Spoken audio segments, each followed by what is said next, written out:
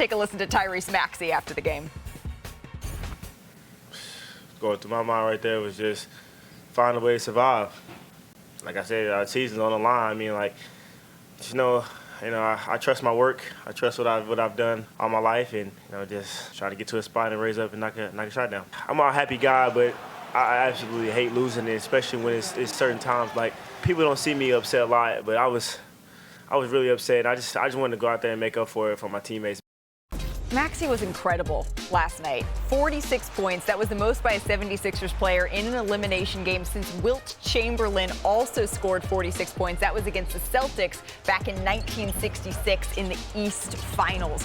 But Wilt's team lost that game. So Maxey's 46, they're the most points in an elimination game victory in team history, passing Allen Iverson, who scored 44 to beat the Bucks in Game 7 of the 2001 East Finals and punch Philadelphia's ticket to the NBA Finals.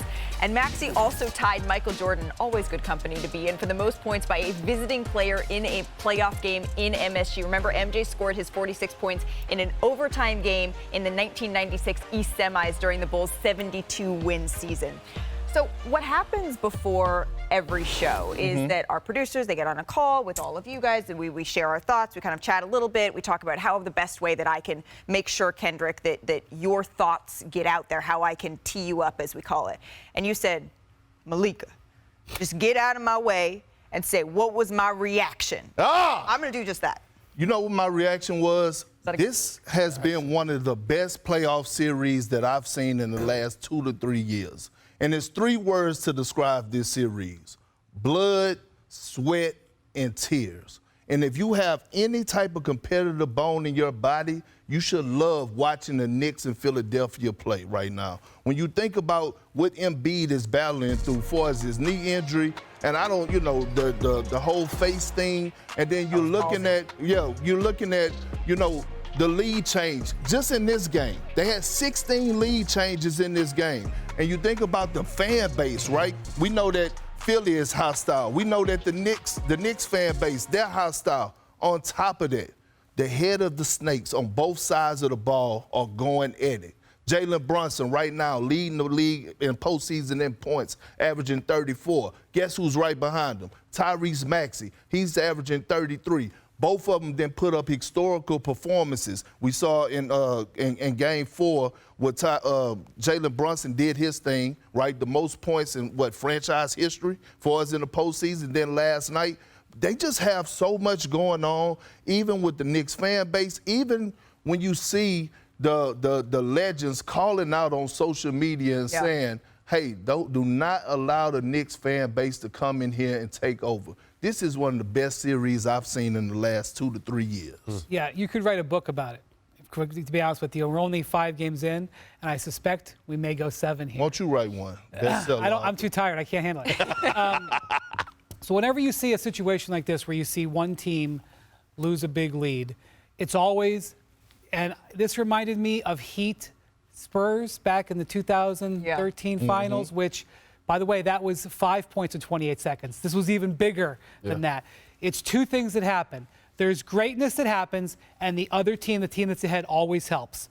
And the Knicks made 3 big mistakes. Obviously, you have the Mitchell Robinson foul. Huge mistake, but he's got to make the shot after getting bumped. Then, missed free throw. Every comeback has a missed free throw, then they don't foul there. And he makes a 35-footer. It takes Maxey doing the great stuff. It takes the closeout there and the mistake by Brunson. All of those things have to come together to create something like this. And we only see it maybe once every 5 or 6 years, and we remember it forever. Yeah, this is how 3-1 leads slip. No, this is how it happens. I'll talk from my own experience, sadly. I remember we were up versus Houston by like 20 in Game 6. And when we lost that game, knowing that we had to go back to Houston for a Game 7, there was a weird energy in the locker room. It's just like, you know what I mean? And obviously we went on to lose that game. When you look at that score, 28.9 seconds left or whatever it was, being up 6 points from going to the second round, having all your legends there at the game. The win probabilities. Yeah, it's just, it's crazy to think that here we are. I still have the Knicks winning the series, by the way, in 7, but I think it's going to go 7. I think they go back home. You had Philly winning yesterday. You were hoping, you were wishing that Perk was there so you could Yeah, I'm waiting to the second round. But my only pushback to that is that we've seen in this series, because even after game 2, with all the controversy, whether Tyrese Maxey got fouled, I thought Philly was done. They came back and they responded in game 3 in great fashion. The world's probably saying right now, there's no way the Knicks can recover from this. Well, I'm like, no, this is a Tom Thibodeau coach team. This is a Jalen Brunson-led team. Yeah. They have an opportunity. They have a chance. All they have to do is win one game in the next 2, and one of them is on your home floor. Yeah. They win in New York. I think they win in New York. But I think Philly goes home and wins that game. I think they win. No, I'm with you. I think it goes 7. I had the Knicks in 6, but I think it goes 7. I've got the Knicks in 7. This series has been the most entertaining in the first round, I think, by far. It has everything. It has physical. It's physical. It has hate. It has 40-point games. It has blown leads. That's the word. 22 for Tyrese Maxey in the 4th and overtime, just going absolutely nuclear. And I called our resident historian, Michael Wilbon, before this show, because I wanted to make sure that I didn't need to get my young eyes checked, right? That I didn't have any sort of recency bias before I said this. This is one of the all-time classic performances. This isn't just, recent history. This is one of the best we've ever seen. He said, you're absolutely right. And I said, okay, I just wanted to make sure before we go out and talk about it in this way. This is going to be a game in 10, 15, 20, 30 years we're going to be referring back to as an instant classic. There was pain inflicted on those Knicks fans last night. Pain. They walked out of that game never forgetting it. And the Sixers fans will remember where they were. And that's what this time of the year is about. It's about having those moments. Well, you have to, communicate what your decisions are. And so, we could have done better in that situation, and we will. Is it too early to follow through there? Well, we could have. That's, but we'll leave it at that. We didn't relay, that. And I think that's an error on, the guys on the court. We got to make sure we know what the situation is. Hindsight is 20/20. So Hart, he would make, the second free throw. But watch Tom Thibodeau here. He wants Miles McBride to foul Maxey. He is calling for sometimes coaches don't want to do this because they're afraid of fouling a shooter. Yeah, they just fouled him a couple seconds earlier. And there was a lot of time left, but I don't think Philly had any timeouts. And he pulled from half. So many notable folks reacting to this, obviously. LeBron James tweeting. And then there's Jon Stewart. Respect to Maxey, but I'm clearly getting too old for this. And then, I don't know if you could see our buddy there, Tracy Morgan, flipping him off on the way back down the court. Not jokingly either. He had a serious face on it. Here's Tyrese Maxey after the game.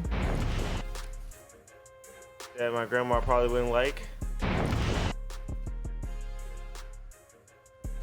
Just to be clear, he was saying that what he was screaming up and down the sidelines is something his grandma probably wouldn't approve of. But you know what? We do. We love the emotion here.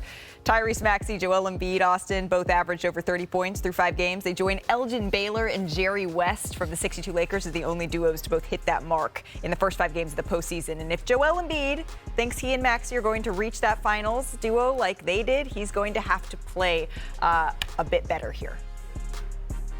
Me not being able to, be myself, you just had to do it, and you did it. That's why, he is such an amazing basketball player. I don't think we've combined, all of us, to play our best basketball. So I'm hoping that,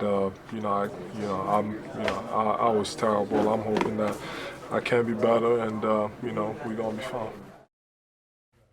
So I'm just going to throw up here where Joel Embiid's 9 turnovers stack up. But Austin, you said on yesterday's show he has to be the best player in this series. Yep. He hasn't been so far, but he's going through a lot. Listen, I think people need to put more respect on what Joel's doing right now in the postseason. This is a guy battling a multitude of issues. You talk about his left eye dragging down. He's limping all over the court. He's battling injuries. He's nowhere near 100%. We always talk about how inefficient are all these numbers in his postseason. But look at the effort. Last night he made winning plays. The steal on Brunson, which was a big steal. He had huge blocks on Hartenstein throughout the game and other plays. Still put up a triple-double. Anytime you put up a triple-double in a bad game, he had big and ones, hit his free throws. I mean, bro, and he's, like I said, he's battling 2 to 3 issues right now. And they're not little minor, scrapes and bruises. These are some big-time issues that other players would be sitting down. And here he is battling. Shit, half of us told him not to come back. We wanted him to rest the rest of the season. So for him to come back and be playing with this type of effort, playing through these injuries, I think it's a big time effort from him. And I think, we need to put some respect on Joel Embiid. I actually think he has been their best player because when he goes off the court, the Sixers can't cope. Yeah, they can't play. The plus-minus difference is absolutely jaw-dropping. When he comes off the court, they are like negative 37 in here's the negative 46 in 37 minutes. Nick Nurse can't take him off the court. And so one of the big things, by the way, last night he was plus 11 in a game they won by 6. Maxey was plus 3. As awesome as Maxey was, when he was on the court without Embiid, it didn't go well. So one of the biggest things that's going to happen here in Game 6 and Game 7 and the thing that's happening is Embiid is running out of gas in these fourth quarters. Yeah. So is there a way that they can survive a couple of extra minutes with Embiid on the bench so that he can save some energy for the fourth quarter? That could be the start. Could be a start, right? Getting scoring from guys like that, though, that's what they pay him for. I know, Austin, but we've been asking for Tobias Harris for how long?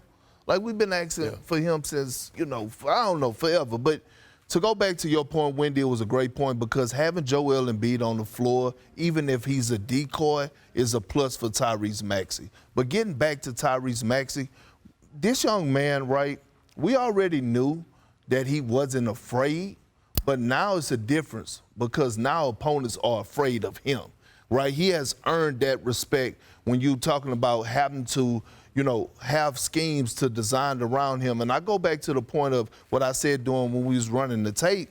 Great job by Nick Nurse to have him attacking downhill. Those screens were a lot higher. We know he's at an advantage. He's one of the fastest, if not the fastest guys in the NBA. Also, Tom Thibodeau, what are you going to do? What type of adjustments? I need to see more OG Anunoby on Tyrese Maxey, right? The size, the length, the athleticism. You got to find a way to cut the head off of the snake, and that's the only solution I see is by putting OG Anunoby on him. So both of these teams have short benches. Both of these teams are playing huge minutes. Huge. No extra rest now, no extra days off. Who can have the energy? I can't tell you what's going to happen in Game 6 tomorrow night, but I can tell you it's probably going to be tight in the fourth quarter. Who's got the energy? Who's got the endurance? It's going to come down to one or two plays. This is such a fascinating series, and I really think that we're in for some more incredible play.